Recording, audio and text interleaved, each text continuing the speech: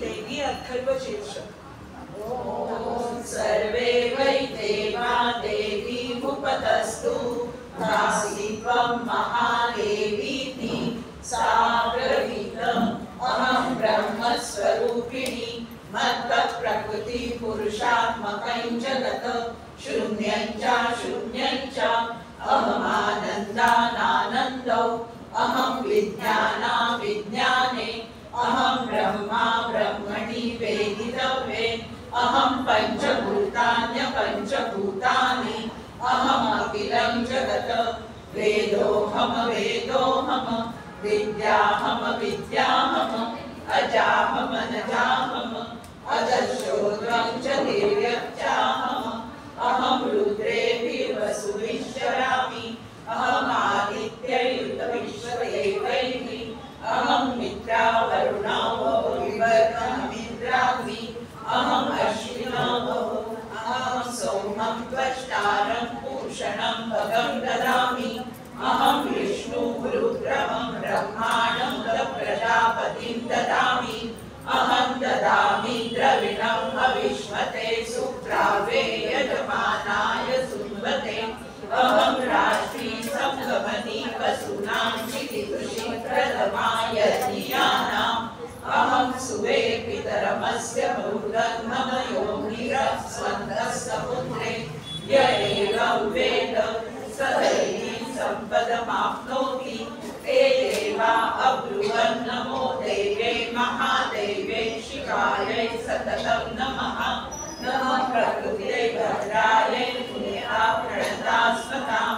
कामाधिवर्णा तपसा ज्वलन्तीं वैरोचनी कर्मफलेषु पुष्टां दुर्गा देवी शरणं प्रपद्यामहे सुरान्नाशैन्द्रैते नमः देवी वाचमजयन्त देवास्तां विश्वरूपा वृषभो वदन्ति सा नो मन्त्रेषु मूर्धन्यमाना ते दुर्वागस्मान् दुर्वसुषुतैतु कालरात्रि ब्रह्मसुरा वैष्णवी स्कन्दमातरं सरस्वती वैदिं दक्षदुत्तरं नमामः पावना शिवा महालक्ष्म्यै च विद्महे सर्वशक्त्यै च धीमहि तन्नो देवी प्रचोदयात् अधिकीर्षदक्षया गीता तव तां देवा अन्वयायन्त्रभद्रा अमृतवतवः कामो योनि कमला वज्रपाणिर्भ्रमाहसा मातरीश्वा ब्रवीन्द्रः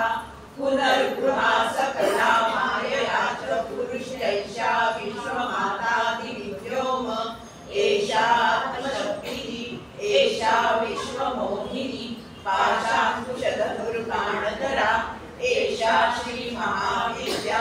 य एवं वेद स श्लोकं तरति नमस्ते अस्तु भगवती मातरस्मान् पाहि सर्वतः सैषास्त्रो वसवः सैषैकादश रुद्राः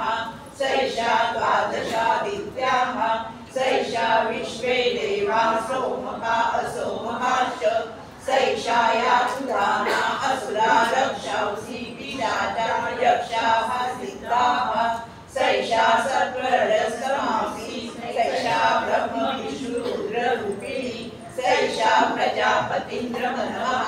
सैषा ग्रहनक्षत्रज्योतिंषि कलाकाष्ठादिकालरूपिणी तामहं प्रणौमि नित्यं पापापहारिणीं देवीं मुक्तिं मुक्तिं प्रदायिनीम् अनन्तां विजयां शुद्धां शरण्यां शिवदा शिवां वियधिकारसंयुक्तं विधिहोत्रसमन्वितम्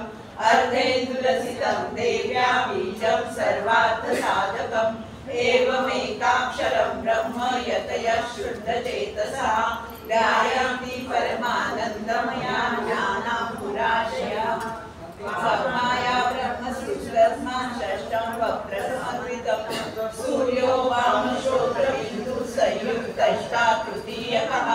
नारायणेन सम्मिश्रो वायुश्चादरयुगतः बीजेन वार्णपूर्णस्यामहदानन्ददायकः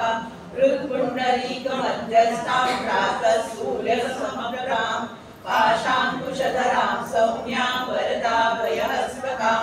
त्रिनेत्रां रक्तवसनां भद्रकामरुधां भजे नमामि त्वां महादेवी महाभयविनाशिनीं महादुर्गमशमनीं महाकारुण्यरूपिणीं यस्याः स्वरूपं ब्रह्मादयो न जानन्ति तस्मादुच्यते अज्ञेया यस्याः अन्तो न लभ्यते तस्मादुच्यते अनन्ता यस्याः लक्षणोपलक्ष्यते तस्मादुच्यते अलक्षा यस्याः जननं नोपलभ्यते तस्मादुच्यते अजा एकैव सर्वत्र वर्तते तस्मादुच्यते एका एकैव विश्वरूपिणी तस्मादुच्यते नैका अत एवोच्यते अज्ञेयानन्ता लक्षा जैका नैकेति मंत्राणां मातृका देवी शब्दानां ज्ञानरूपिणी ज्ञानानां चिन्मयातीता शून्यानां शून्यसाक्षिणी यस्या परतरं नास्ति सैषा दुर्गा प्रकीर्तिता तां दुर्गां दुर्गमां देवीं दुराचारविघातिनीं नमामि भवगीतोऽहं संसारार्णवतारिणीम् इदम् अथर्वशीर्षयोगिते स पञ्चाथर्वशीर्षजपफलमाप्नोति